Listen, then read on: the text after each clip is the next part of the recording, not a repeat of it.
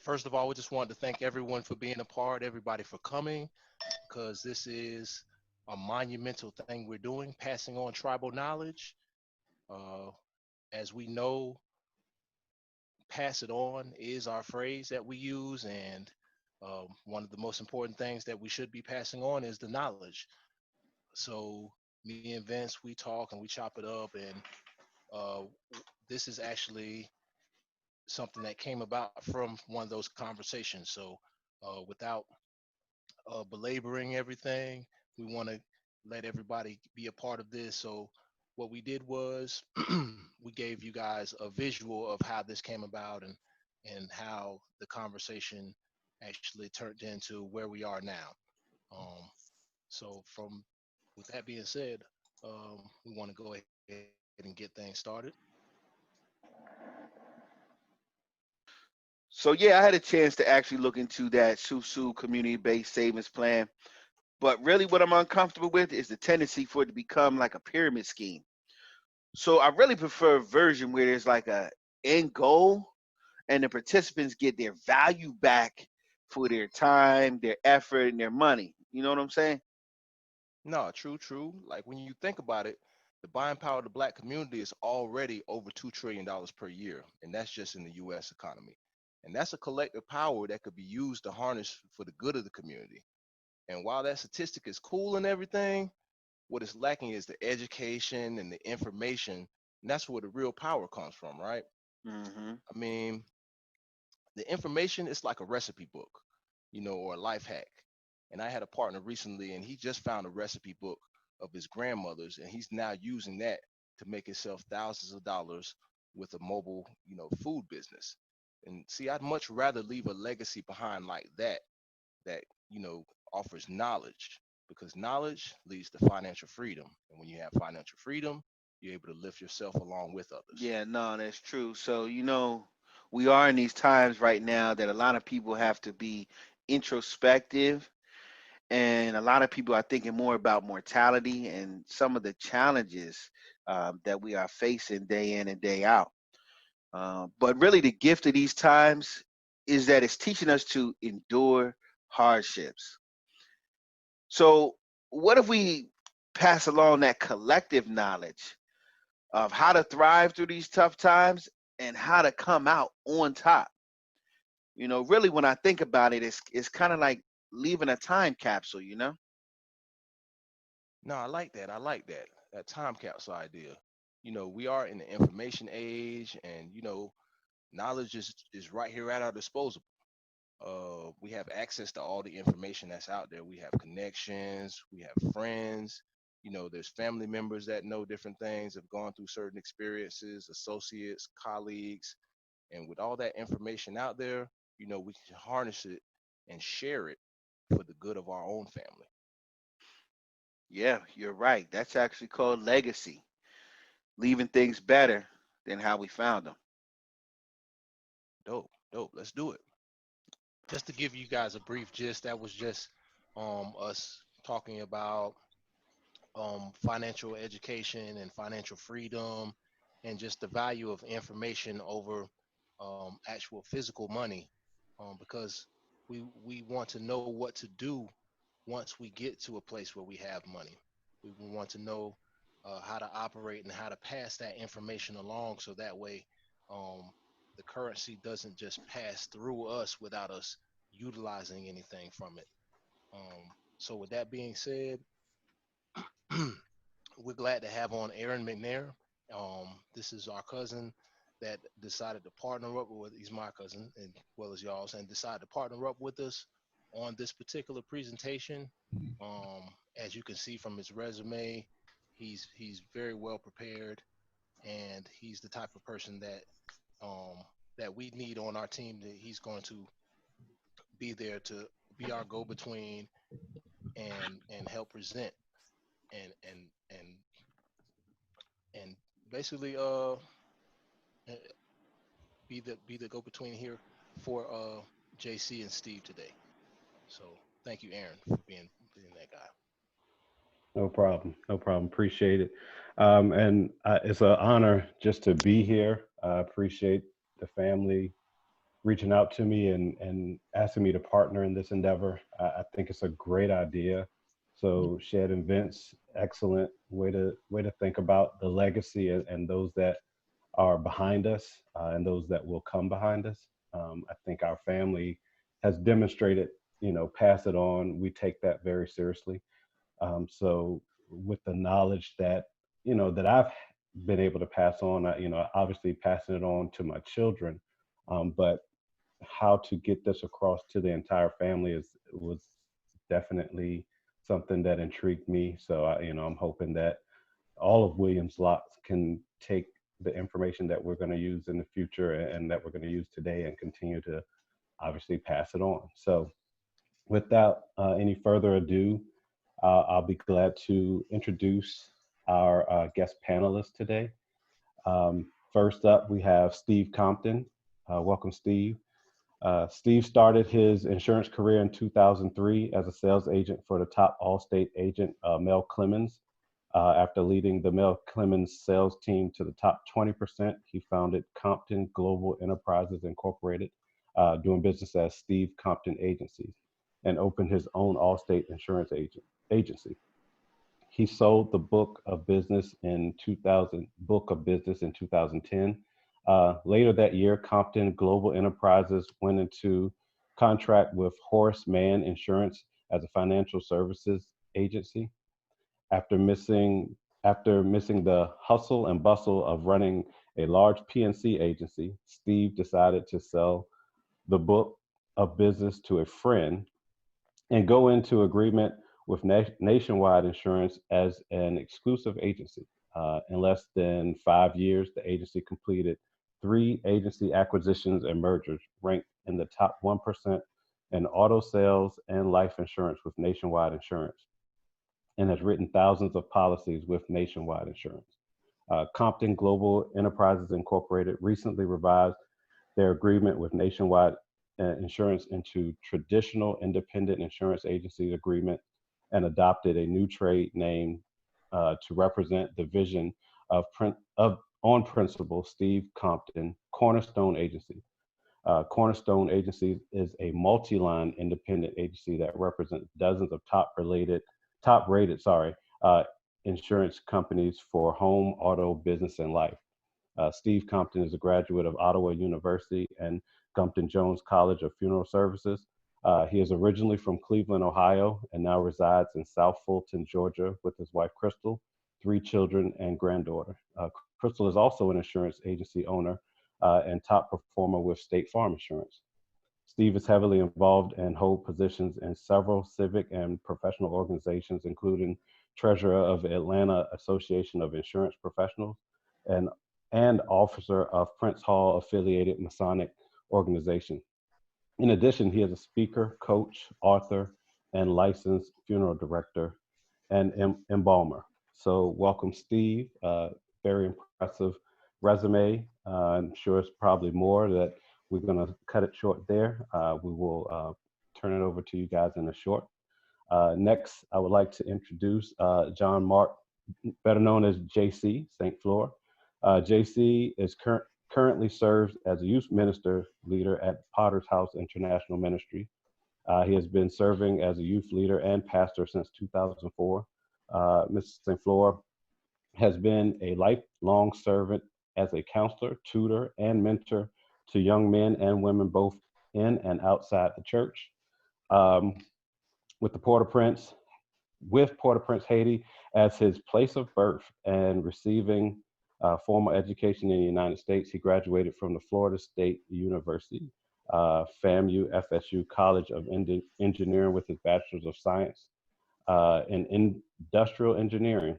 He acquired the education and licensing to practice financial planning in the state of Florida to include life insurance, debt consolidation, retirement planning, and investments. He currently serves as a registered representative with Primerica Financial Services, where he serves as a financial coach and has been helping families get out of debt, save money on life insurance, and plan for retirement for over 10 years. His assignment is to impact the whole man physically, emotionally, spiritually, and financially for the glory of God. Mr. JC, St. Fleur is a preacher, teacher, coach, and motivational speaker. Married to a beautiful and talented Jennifer St. Fleur, they have three beautiful children. Uh, they are his primary motivation to model godly character as a husband, father, businessman, and good financial stewardship. So, two very impressive resumes. Welcome, you two. Thank you for taking the time to just impart knowledge to our family. We really appreciate it. You'll see that this family is very serious about not only financial planning, but just passing on general knowledge in itself. So, without further ado, what we will do, we actually compiled a few questions for you guys. We're going to, Vince is actually going to mute everybody else and have you guys kind of answer the questions. I'm going to moderate a little bit. I'll also play timekeeper because I don't want to keep everybody all Sunday long. But we definitely want to get some good information. We definitely want to be able to share it and pass it on. So without further ado, welcome, gentlemen. And we'll start with our first question. And I'll start with Steve. What's the difference in term, whole, and universal policies or insurance? Hold on, Steve, unmute.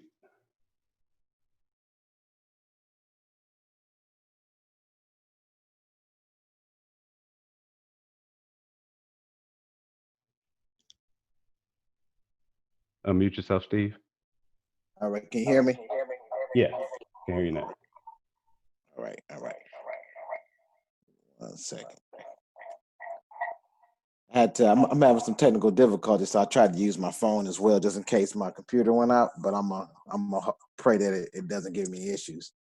All right, I appreciate you all inviting me. I think it's a great thing that you all are doing. Um, and Vincent is a very intelligent man, and I can tell that he comes from a good family tree.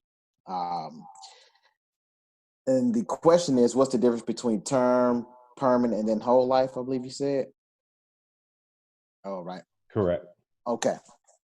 Well, pretty much, I'll make it quick. Term is exactly what it says it is.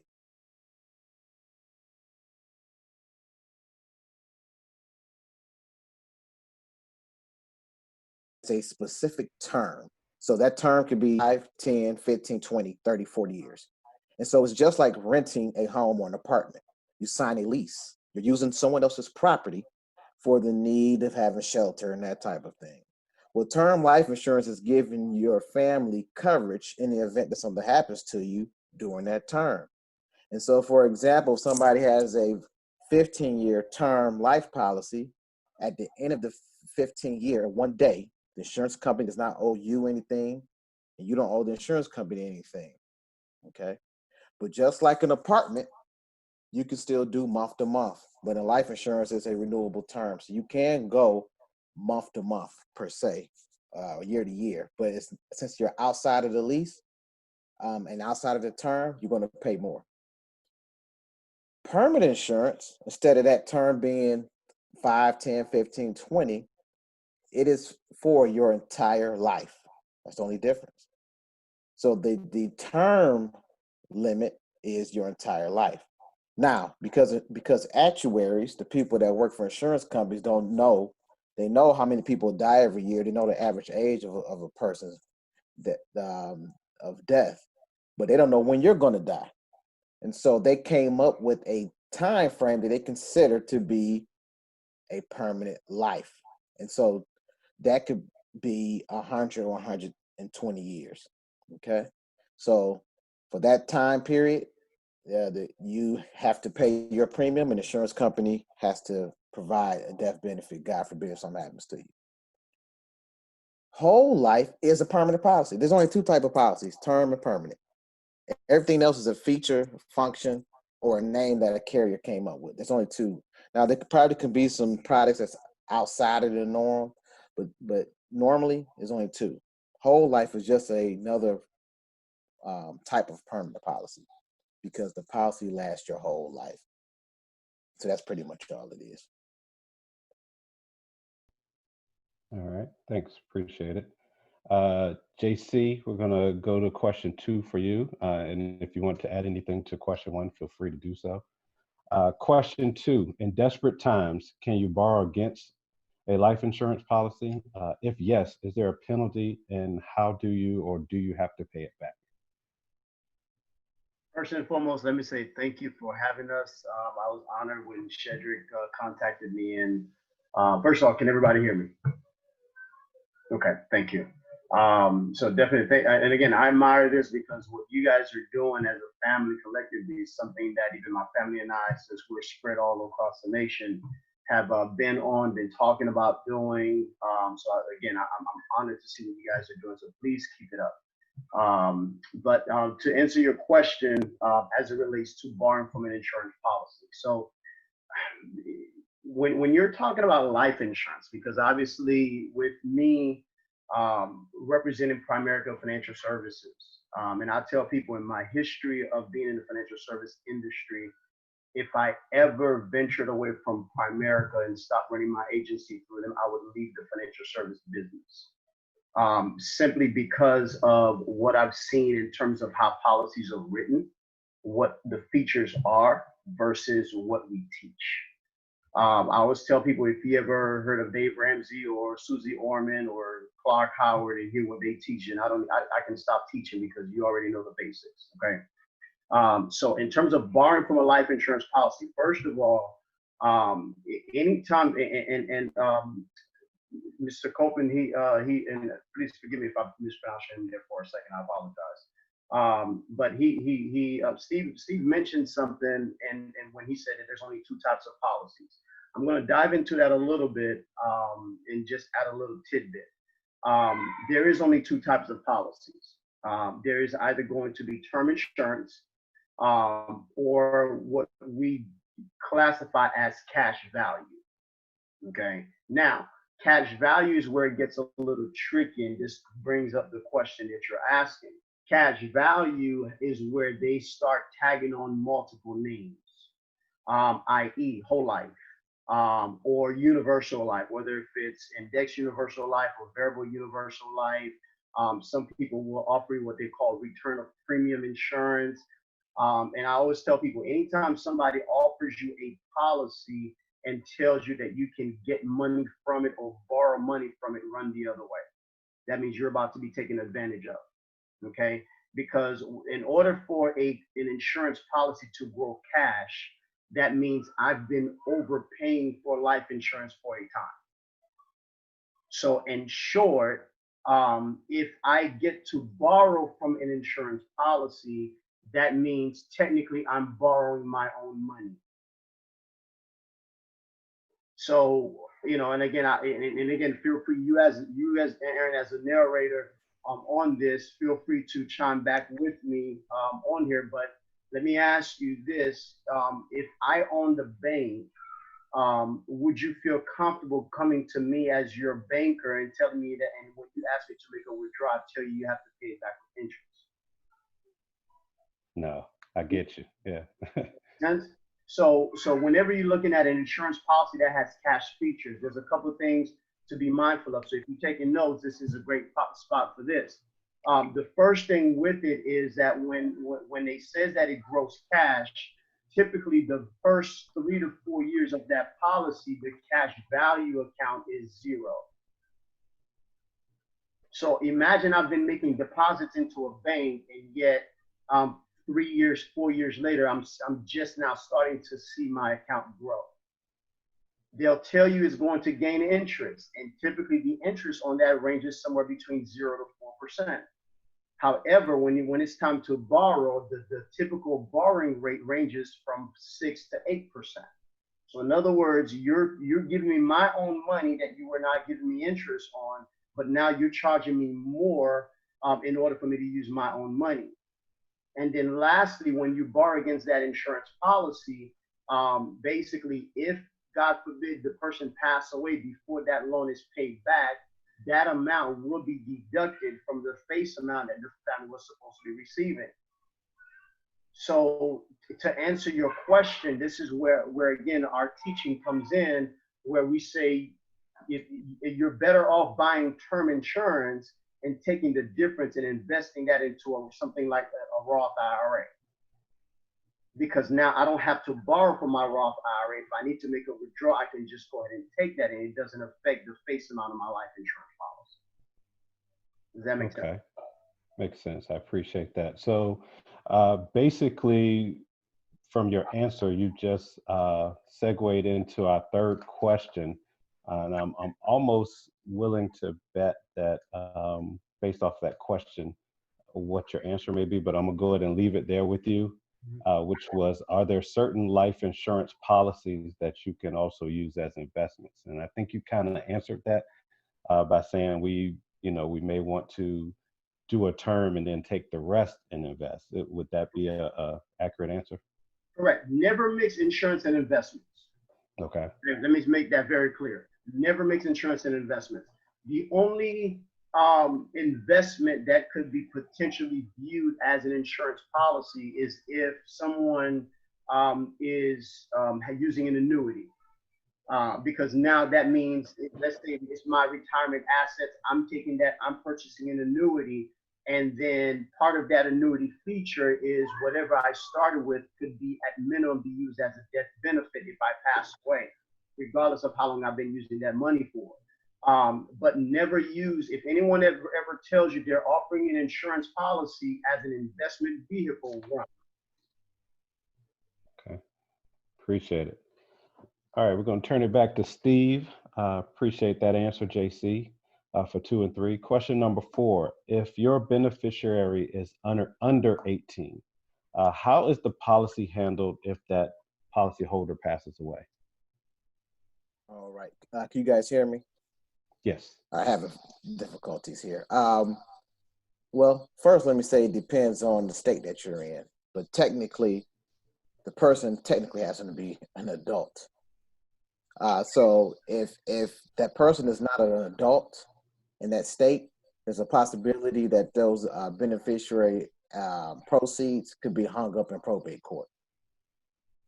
So I think in Georgia, 17 and a half years old. But anything less than that, you could be taking the risk of the money being held in probate, and then the person that's given the control over the estate and custodial rights over the child will have to divvy it. A living, even if the other parent is alive, it's going to be a probate situation. But if you get an attorney, you might have access to it. So Let me give this tidbit. If you have a child that you want to leave, make them as beneficiary, and they're whatever your state deems them as being a minor, you need to have a trust set up, or you need to have some kind of document set up that the funds will go to the trust, and then the trustee will divvy it to the child. The minor. I'm sorry, the minor. Okay. Appreciate that tidbit. I see JC shaking your head yes over there, so looks like we're all in agreement there. Appreciate that. I'm going to leave it with you, Steve, on this next question as well. So if we have life insurance with our employer, what would the benefit of having an additional policy be? Well, I would say first, that's good that if you have an employer that offers life insurance. In fact, I would encourage you to get as much as you can if it makes sense, if the price is right, okay? But technically, that's not your policy, okay? It's just not your policy. That policy, in most cases, there's always, and that's why I want to be general when I answer these questions, because every situation is different. And most of these insurance companies have been around longer than our great grandparents, so they ain't been around that long for scheming and scamming. So you just have to look at the products and look at the situations individually.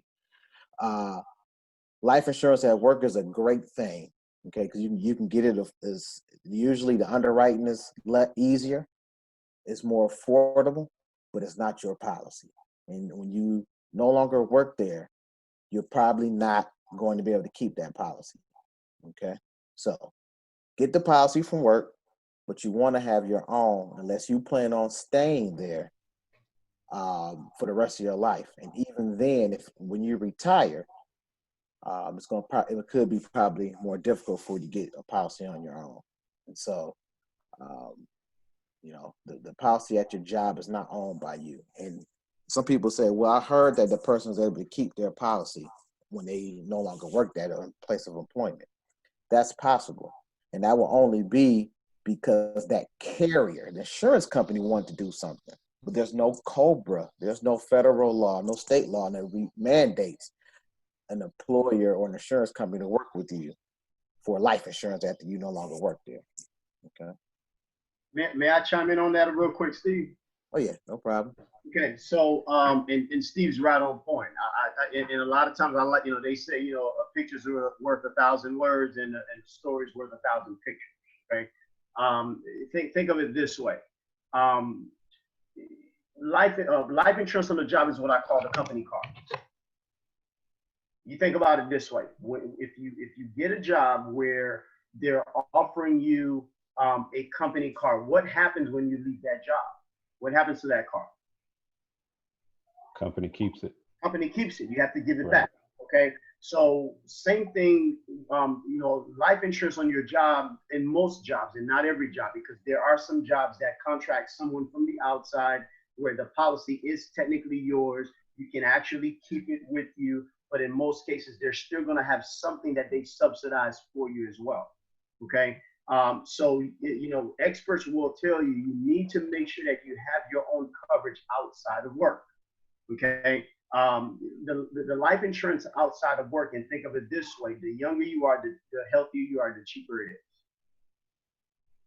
So regardless of how long you plan on being on that job, what you have on the job is what they call supplemental.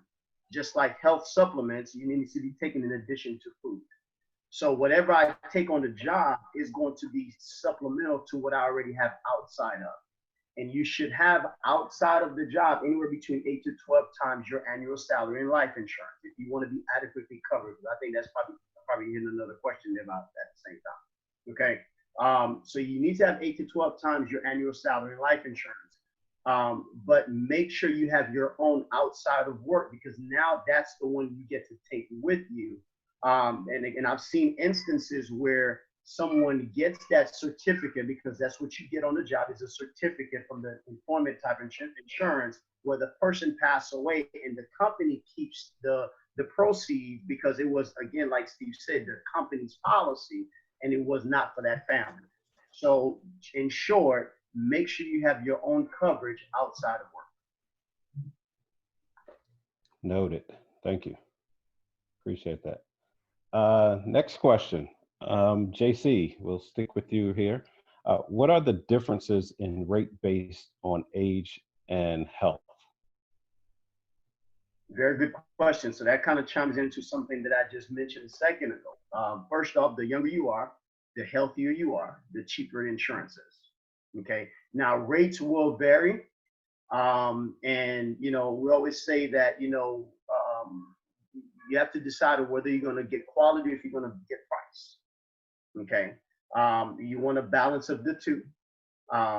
If you're talking, and again, if I look at someone's, say, cash value policy, basically I can pretty much average how much they're paying based on how much coverage they tell me they have. Typically, it ranges about $1 per 1,000 that they have in coverage. So if somebody tells me that this, let's see, a 35, 40-year-old tells me that they have $100,000 in life insurance, I will almost bet that they're probably paying somewhere around $100 a month, give and take, if it's a cash value type policy. So you have your standard rate is what we call your non-tobacco rates. That's pretty much, if you want to rate the way we rated stuff in school, A, B, C, D. C is average.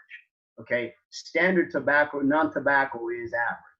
Now, depending on how good your health is, and obviously how younger you are, then you have what they call, there's preferred rates, and there's different classes, and it varies by company, because some companies will have a preferred tobacco rate. Some companies will have a preferred non-tobacco, and then there's a preferred plus, and it varies again by company. But again, it goes down to, again, how healthy are you?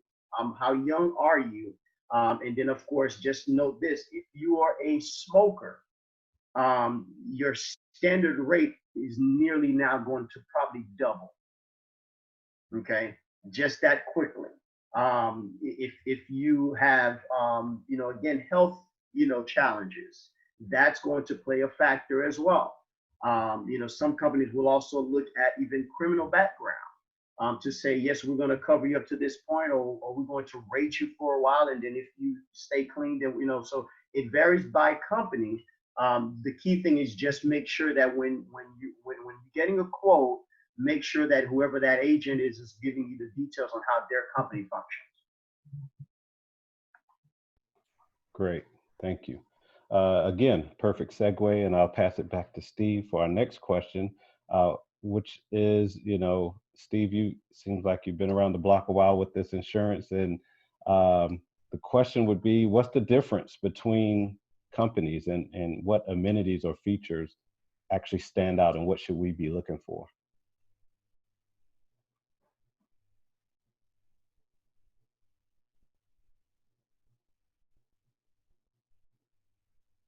I'm sorry about that. Having That's all problems. right. You guys hear me? Okay. Can you repeat the question? Yeah, no problem. So what's the difference between insurance companies, and what amenities or features that stand out that we should be looking for? Okay. So we all family, right? Okay. So Vincent Right. knows I'm gonna be real with you all. Our issue, and I'm saying we have an issue, but the opportunity for our community is not the brands. It's not the brand issue. 99% of the life insurance carriers out there are solvent. They'll be there when you need them. And anybody that's bucking companies and worried about companies, and when our main issue is protecting our families, that's not our issue. It would be just like us trying to teach young people in our family about starting a savings account and worrying about the difference between Wells Fargo, Bank of America, and National City Bank. That's not our issue. So to answer your question, what you really want to look at is the ratings, whatever popular rating that they have that determines if a life insurance company is solvent or their financial status. But most of the ones that we all know, if they collapse, Allstate, State Farm, Prime America, Nationwide, Mutual Omaha, all of them, if they collapse, then we have a bigger problem on our hands. Okay, so I'm not going to buck companies against anybody. What I will say is talk to a broker. When you talk to brokers, they represent multiple carriers. And so sometimes they'll tell you about carriers. If you talk to a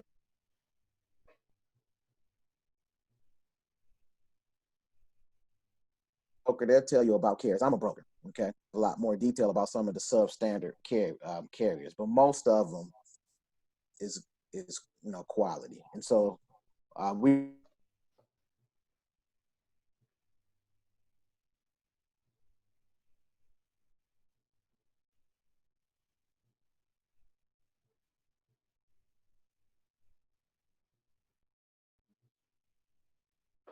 Steve, I don't know if you can hear us, but I think you kind of froze up there. Can anybody else hear Steve? I know I can't. And I think his screen just went blank as well. Okay. I mean, he's still up there, but his screen. Right.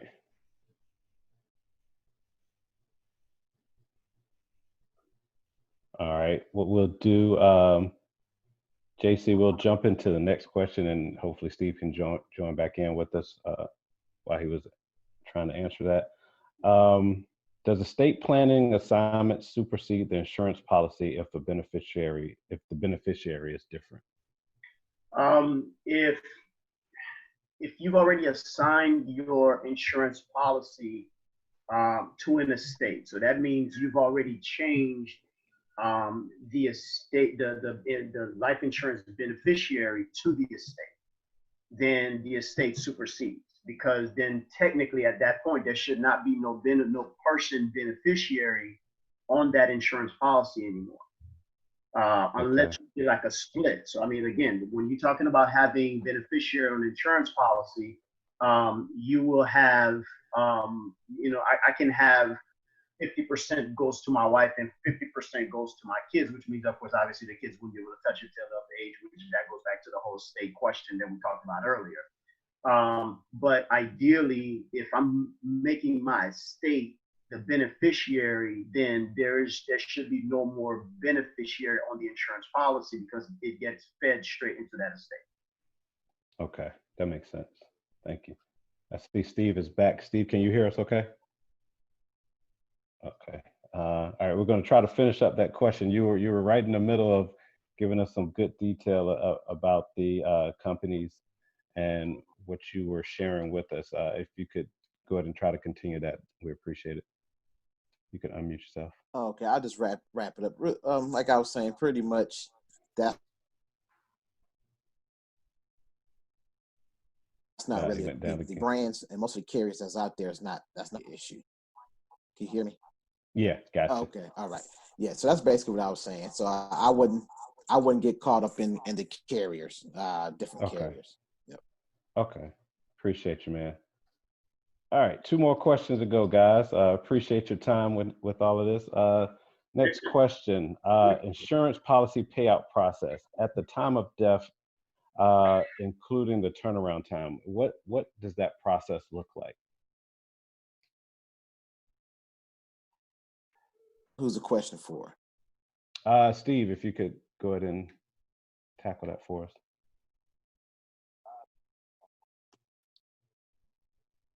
All right, can you hear me?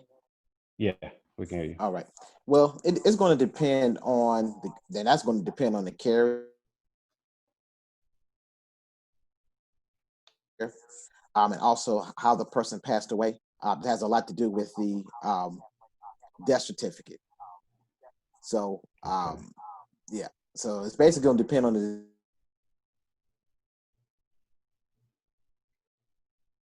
I think he froze up again. I did hear him say it depends on the carrier and how the person passed away. It does. And if you don't mind me jumping in, and when he comes in, I can pass the baton back. Sure. And what Steve said is correct. And from the previous question, I wanted to tag something on there, but this is actually going to mix all in together. The carrier does play a difference. It does make a difference. I've seen way too many contracts from way too many different companies and see them different loopholes that are in each one. Okay, so in terms of the death benefit being paid out, ideally, what is supposed to happen is that if I have an insurance policy, every company, doesn't matter what company, doesn't matter what carrier, every company has a 2-year contestability period.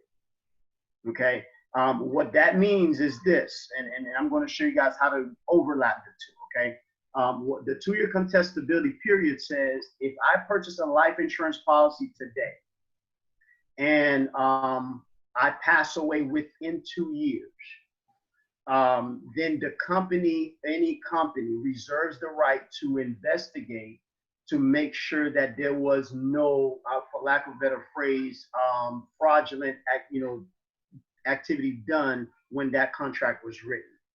Okay. Now, once it gets past the 2-year period, then technically they're supposed to pay that policy. Well, now, if you're dealing with a company, and again, that goes back to what Steve said about the carriers, if you're dealing with a company that has different stipulations and clauses, then they can use those clauses as a means to determine whether or not they're going to pay that policy. And as a result, that's where a lot of times the death claims gets held up, or it doesn't get paid as quickly. And I'll give you a quick story here as it relates to this. Let's go back to 9/11. Everybody can relate to what happened with 9/11. Okay. In order, and Steve mentioned the part about having that death certificate. Well, 9/11 took place And shortly after that, the president declared that this was an act of war. Okay. So if you're dealing with a carrier that basically has a war clause, the fact that it was declared an act of war, there's a ton of families right now who never got a payout. Wow. Okay, I'm telling you, so be mindful of this, okay? Because what happened is this, they're looking at it as, number one, it was an act of war. Number two, we cannot do a death claim without a death certificate, and we cannot do a death certificate without a body. How many bodies were never found? Right. And so this is where you have to be very mindful. So when someone tells me they have an insurance policy, I do ask to review it. I don't want to give you my opinion on your policy until I've reviewed it, because I want to make sure that you see what's written in it to make sure what you believe you have is really what you have. And so if there is something in there like a war clause, I mean, you imagine this, if I have somebody who's in the military and they have a policy that has a war clause and they're out in war, so you mean the company reserves the right to not pay that claim if they pass away? Come on. Wow. Okay. So it is very important. So as he mentioned, and Steve, I'm gonna pass the baton back to you to finish. I was just trying to fill in the gaps while you were trying to reconnect. But you do want to make sure you know exactly what is in that particular policy that you have, and to make sure that there's no stipulations or clauses that can leave your family holding the bag if God forbid something happens. Right. Wow. Good information. Thank you. Steve, you back? I think I see you. Yeah. Oh yeah, I'm back. I had to go to Plan B, the cell phone, trusty cell phone. But There you go. I concur. There's nothing I really can add to that. You know, like I said, if you have the death certificate, depending on how you pass. But one thing I will say is this: as you can see, I'm kind of keeping it neutral. But most of these carriers, they're not in the business of not paying. They're not in the business of not paying. So yes, they will be hard on certain things, and yes, they do have the clauses. Yes, they have certain clauses, but most of them they're not in the business of not paying. I just think that a lot of times with the death certificate and them contesting the cause of death is partially the issue. But if you have a policy already, you should get it reviewed. But I'll be honest with you, most of that stuff is not going to be much of an issue. Now, one thing we see in funeral services, if you don't have a good relationship with your agent, or if the company is giving the family the run around, a lot of times the funeral home will do what they call a life assignment. Pretty much it's a loan. And so what they'll do is they have a third party care company that will pretty much front the money for the funeral, and then while you're getting the death certificate and following whatever steps that carrier has, then you're able to get the capital to pay for the funeral. I'm not saying I recommend that, but I'm telling you, it happens about 30% in the funeral home, about 30% of the time. So that's just the reality of it is. So I wouldn't be hung up on them not paying you.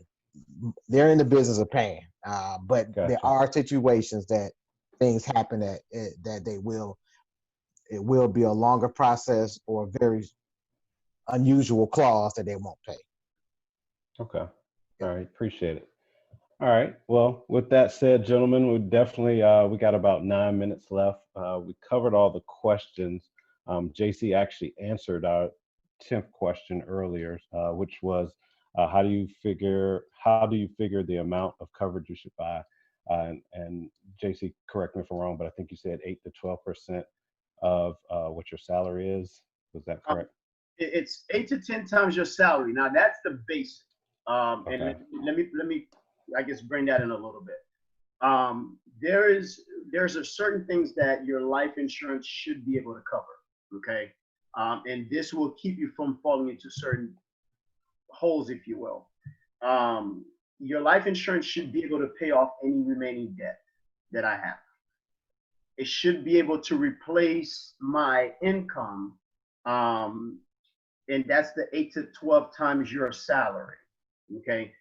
So if I have no children, okay, and let's say me, my spouse, if we had no children, my income should be replaced for roughly about 10 years. Okay. That 8 to 12 times.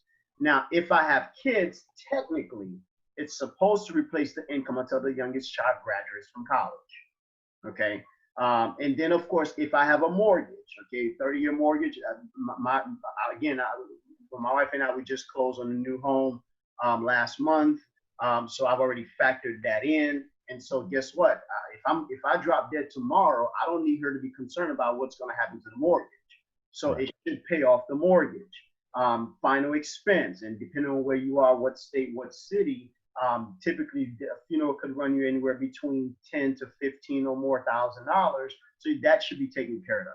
Some people want to make sure that they take care of their kids' college education. Well, guess what? You need to have an estimate. This is another reason why, we encourage you to make sure you get a financial analysis done. So that way you know what your needs are. Now, when you start adding in paying off debt, having the replacement income, paying off a mortgage, final expenses, that can get into a large amount real fast. Right. And so now, if that is not feasible, then the next option is to say, okay, well, at least make sure you have 8 to 10 times or 8 to 12 times your salary. Okay.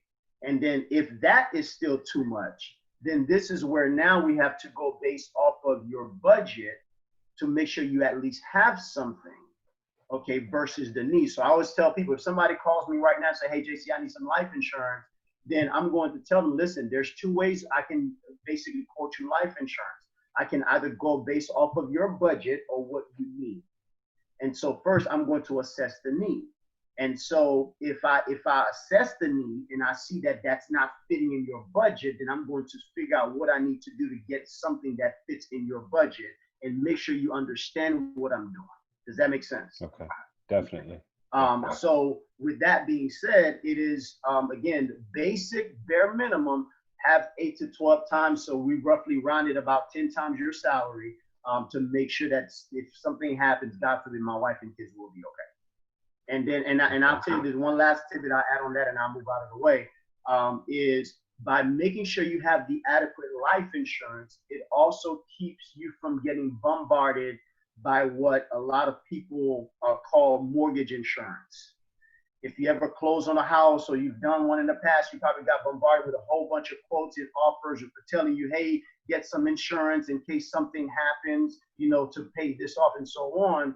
And so when you start looking at getting mortgage insurance, typically that's a decreasing term policy, okay? And that decreasing term policy, to give you how it works, is, let's say like right now, okay, let's say I have a $250,000 house and I'm purchasing what is considered to be $250,000 of life insurance, so I'm paying that much. Well, if I die tomorrow in the first year, they're gonna pay off that $250,000. But let's say we fast forward year 28 and I only owe $10,000 on that house. Well, guess what? They're only going to pay the $10,000. My family don't pay the other $240,000. But I've been paying the same amount this whole time. But if I had adequate life insurance and had me a 30-year term, a 35-year term, or even a whole life, if that's the direction you decide to go, bottom line is that I know no matter when I pass away, the amount of life insurance I paid for is what my family will receive. Got it. Okay. That's great information. Thank you. Steve, anything to add to that? In general, about how much coverage you need? Whether it's that or just the anything else that we've discussed, since we've run through the actual questions, and we're going to open it up for any additional questions as well. Okay. Yeah, I'll make it quick because I know some people might have questions, but I agree with everything he said. You have to basically do an analysis to see exactly. The purpose of life insurance is to take the burden off your family, and that's really what it's a selfless act. It has nothing to do with you, and so what you have to think about, what I'm going to leave for my family, the things, the plan and the vision I have for my family. and the legacy I have for my family. Can it continue to go on after I'm leaving here? And so that's the main thing. But I think the key is when I'm out in the community, I'm trying to promote life insurance. I have to explain to them that just like we use an example about a car. Me looking for a car, buying my third or fourth new vehicle, is a different process than my nephew that never owned a car. And so the conversation is going to be two different conversations. I will tell him, this is what I want to help you get to, but right now you need to get to work. And so the conversation is a little different, where I know you don't have anything in place. Nobody has educated you. And so I can let you know we're going to take baby steps in this process. This is what it looks like when you get on this side. But right now, we have to make sure that GoFundMe is not in your future. And so I don't like to scare them by getting too technical about this stuff because it can scare them away. And so we have to be mindful. I have to be mindful on my conversation, depending on the situation. And that's the call I have to make. And so that's the main thing, is how much you need is, like he said, an analysis, and how much you can afford. Because it doesn't make sense for me to spend all the time telling you how much you need, get it going, and you can't keep it past 6 months. You just donated money to XYZ insurance company. Okay. Yep. Appreciate that. All right. Well, we've actually gone through the actual questions that we prepared. But since the family is still on the line, we would definitely like to open it up for any additional questions that anybody have. I see Yolanda has her hand raised already. Go ahead, Yolanda, let it rip. Of course I have a question. I want to first thank the guests for coming. This information has been super, super informative, insightful, inspiring, all of those I words. And but it just helps me to think differently about something that seems like such a simple and traditional tool, but there's so many, it just goes so far beyond that. So the most that I've taken away out of it is understanding how much insurance is needed. That is not what I thought. So I really appreciate that element of it. But here's my question, is because we have people that may or may not be here or be a part of, actively engaged in this type of dialogue. Is there a way that we as a family, or we as whoever, can form a group to not so much become an insurance company, but to create a way that others can join in as a group, and it reduce the rates, maybe because it's not individual, but it's a group? I don't even know how to think about that, but just wondering if there is a way to think about a group policy for life coverage for those that we may want to invite in, family, etc. And then I'll go back on mute and listen.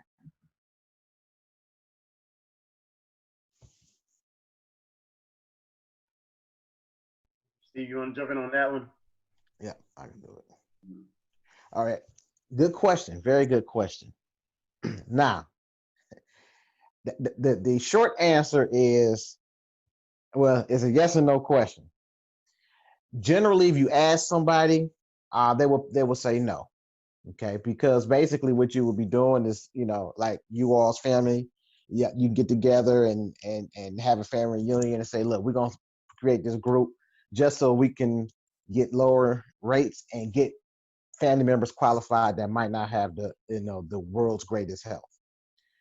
So that's the answer you will probably get. But the truth is, if your family started a business, and they won't never tell us this, but it's the fact. If your family started a business, nonprofit is kind of borderline, but it can happen.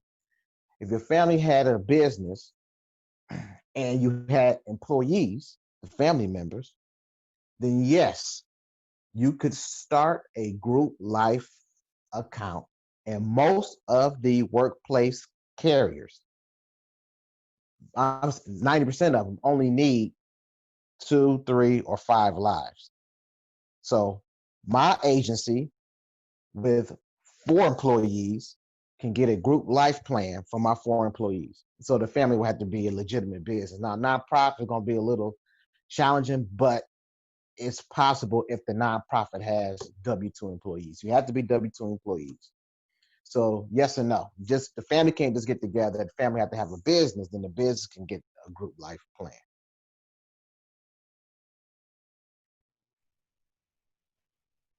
Did I answer your JC, I question? didn't know. Well said. Good job. Good job. Thank you. Anybody else have additional questions for JC or Steve? If so, you can unmute yourself and ask the question. Adrian, I think I saw you talking. Yes. There you go. My question is about annuities. How valuable is it for us to consider venturing into annuities? Is it a good investment, especially, you know, for our community?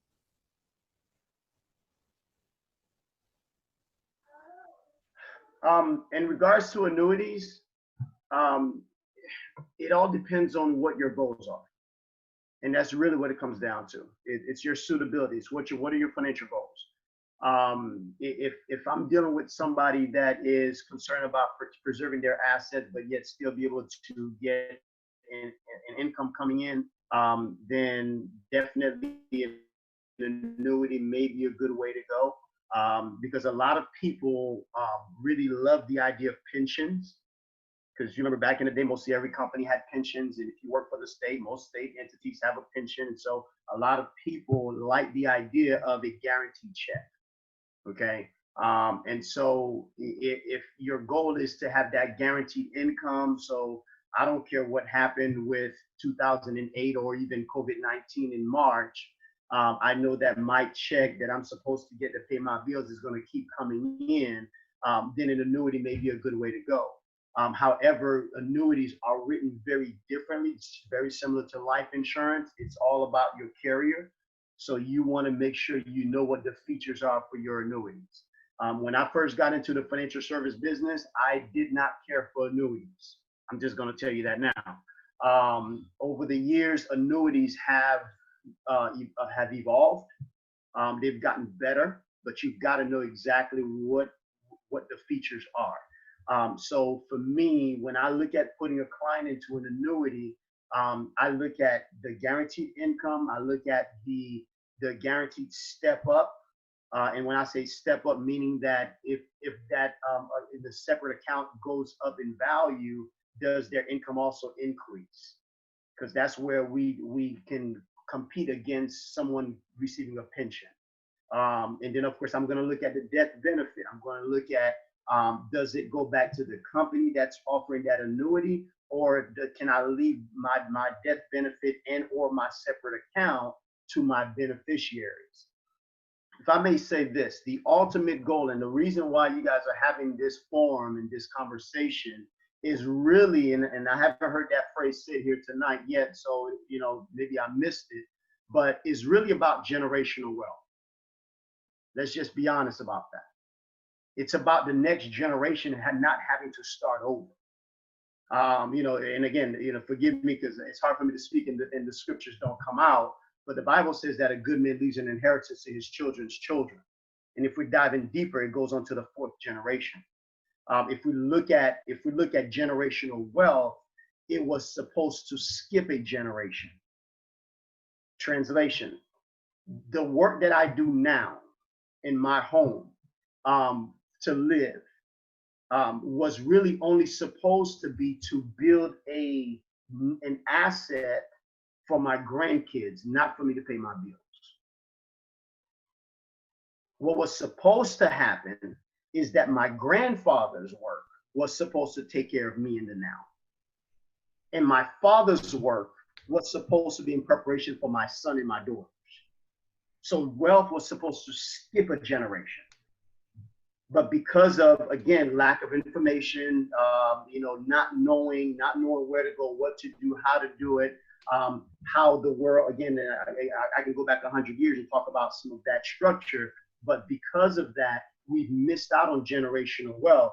The Jews have figured out how to do it. And again, just using them as an example, when the Jews send their child to school, they don't send them to school to go get a job. They send them to school so they can come back and enhance the family business. Does that make sense? Okay. So in saying all of that, with the annuity, you want to make sure that it is going to take care of you in the now, but then also make sure that if and when something happens to you, your family gets your assets and passed on to the next generation, and it doesn't go back to some insurance company. Thank you. Yeah. You hit the nail right on the head. A couple of conversations that Vince and I have had in the past has been all about the generational wealth, which is, you're right, why we're having these conversations now, so that our future generations can take advantage of, number one, the information, and utilize that for their futures and their generations to come. So you absolutely right. Generational wealth is the whole sole purpose of why we're doing this and why we started this. So definitely thank you for that answer. Anybody else have any additional questions for either JC or Steve? If not, I actually have one additional question. And this is, honestly, for my son. He's 24, no children, no family as of yet. He started on his career. He actually had a conversation with me about life insurance recently, and I told him, well, hold off on that because we're having a meeting, and I may be able to get you some answers. So his question was, obviously, through his current employment, he did sign up for the life insurance that the company has, or now that I understand it, the company owns. What is the benefit for him to even have that in this day and time? Would it be just a benefit because he's younger and he probably could get a better policy? Because right now, obviously, he wouldn't have anything to leave to anybody because it's just him. And I pass that to either Steve or JC. Okay. I can answer that. Well, I can get some input on it, and you can decipher it.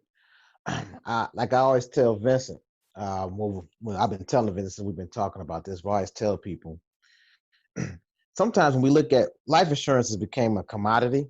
And so we kind of look at it from a lens of shopping carrier versus carrier, product versus product. But that wasn't the original intent.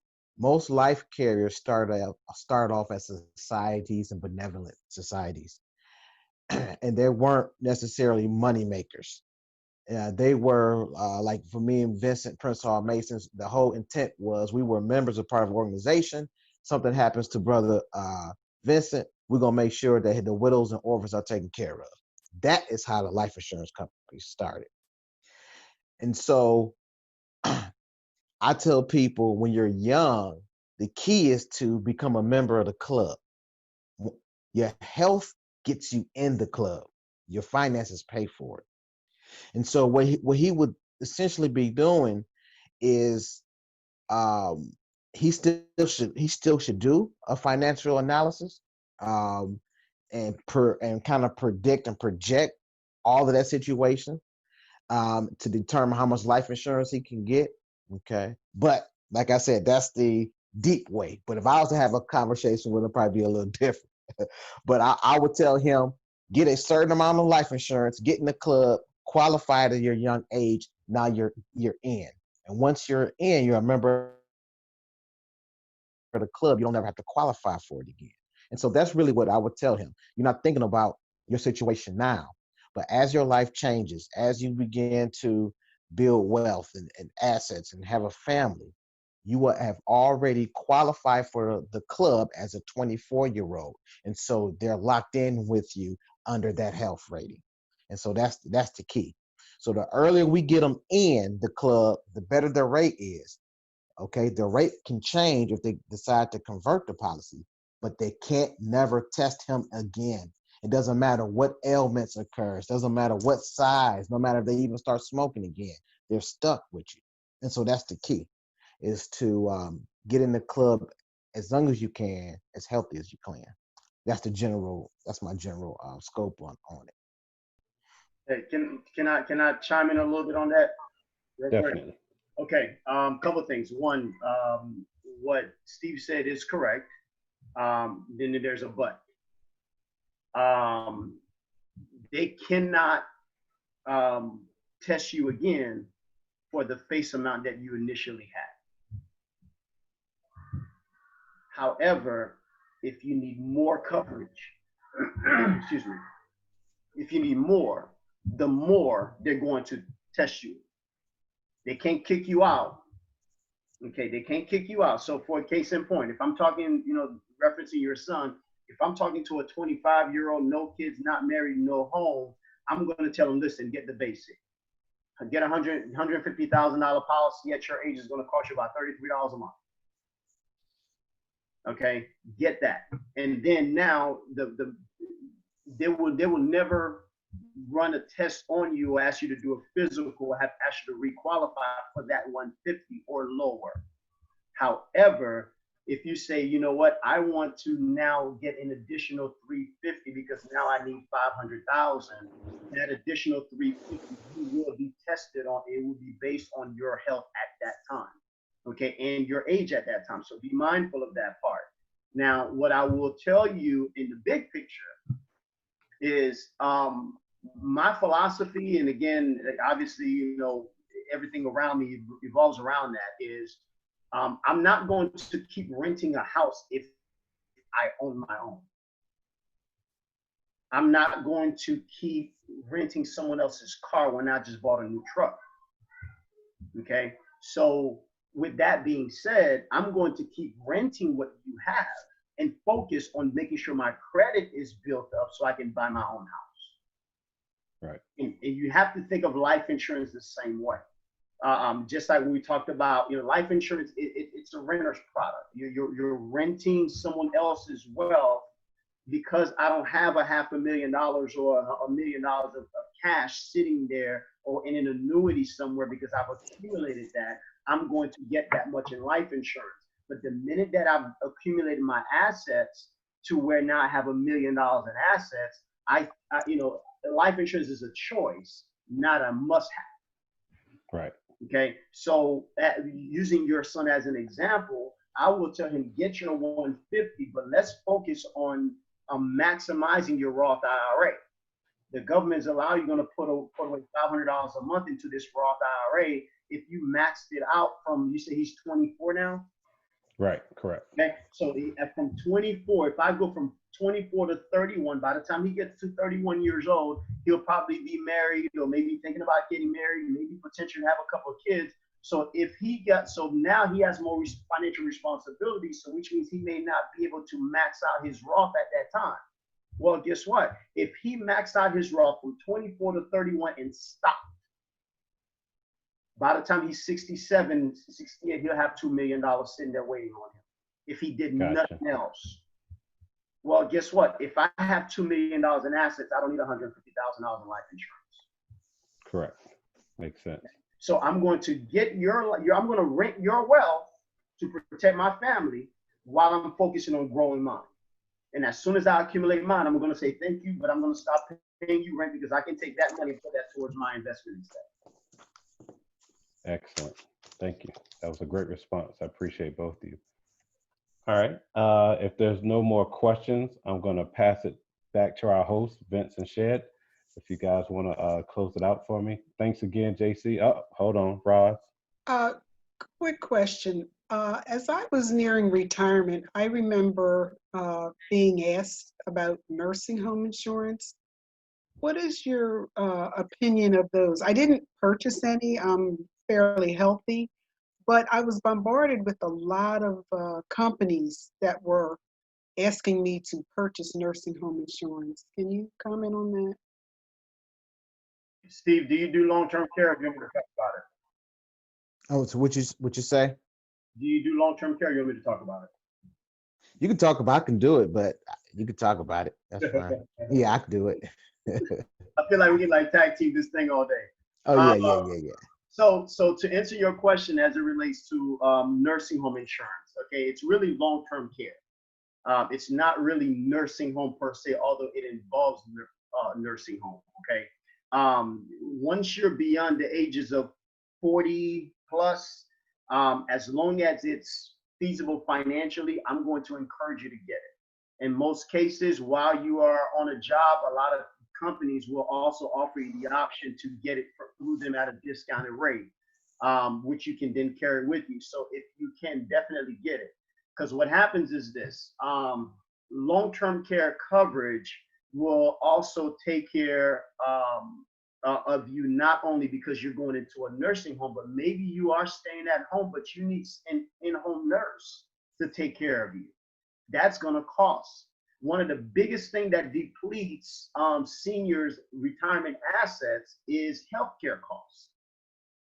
And so having long-term care available, it will take care of you to make sure that those bills are paid, that that nurse that's coming in is taken care of. If you have to go to a nursing home, it's taken care of. If you know, whatever that looks like, okay, maybe you may have to have, somebody come in and actually stay at home with you, and I've seen that happen, okay. But whatever that looks like, the bottom line is that it keeps you from depleting your assets, paying for somebody else to take care of you. So it's important to have it if at all possible. I like to piggyback on that, and he's absolutely right. I'm sorry about that. Can you guys hear me? Okay. He is absolutely right. The nursing home insurance, that's really not a good term that whoever coined that or who was using that. Because like he's saying, it's not just about being in a nursing home, it's having somebody taking care of you when you can't take care of yourself. And you do not have to be older. If you can't do, it depends on the carrier, but if you can't do a few of the functions of caring for yourself, then you qualify. Here's the thing I want to leave about that, okay? What happens is health insurance most health insurance policies will not provide coverage for you to stay or someone to come to your home and take care of you, and do all those other things for you. And so a lot of times people have to realize that, what if you don't want to be in a nursing home? Okay, you see what can happen, okay, when you're at a nursing home. We've seen this with COVID. Some people want their family member or somebody to come to the house to care for them, like me. And so you have to have a policy available to help you pay for that. Or like you said, you're going to deplete what you have in the bank. In order for the government to provide coverage for that, you have to be poor, pretty much. And so what happens is some people are in a situation that they can't afford to stay at an assisted living place, which is average about 180 to 250 a month for a halfway decent one. They're running out of money. And so in order for the state to pick it up or the federal government to pick it up, they have to get rid of what they have or be at a certain income. And so people basically make themselves poor from the little bit that they do have, so the state can pick that up. And so long-term care, that's a big thing. I mean, that's kind of like the next step that we need to learn and start promoting, because more and more people are going to want to stay home. And depending on your situation, there's not going to be any funding because health insurance is not going to cover it in most cases. And if you have any level of, we're talking about wealth generation, and if you have wealth, if you're not super rich, then you in between, you're not going to get any money from the state. And so that means you're going to be paying this person to come to your house every day, $100 an hour out of your pocket. And so that's what long-term care does. That's pretty much it. Thank you. Ross, did that answer your question? Good. All right. Any other questions before I pass it back to our host? Again, thank you, JC. Thank you, Steve. I really appreciate it. I know the entire family does. I'm going to pass it back to Vince and Shed, and we can close it out.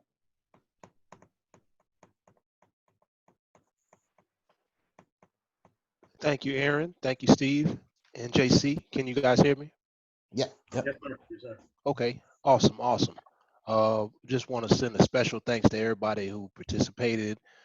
Special thanks to our hosts, our moderator, Aaron, JC and Steve. You guys did a great job. I love the way you guys gave details, expounded on our questions.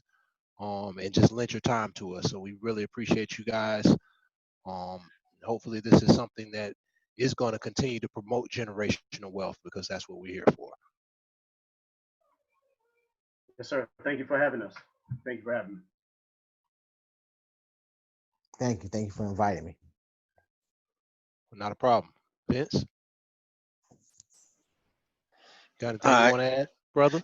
No, again, everything was great. I definitely appreciate both of y'all. The knowledge was outstanding. I learned a lot. I think there's more that we need to continue talking about when it comes to generational wealth. I mean, for me, to be honest, I'm not wealthy.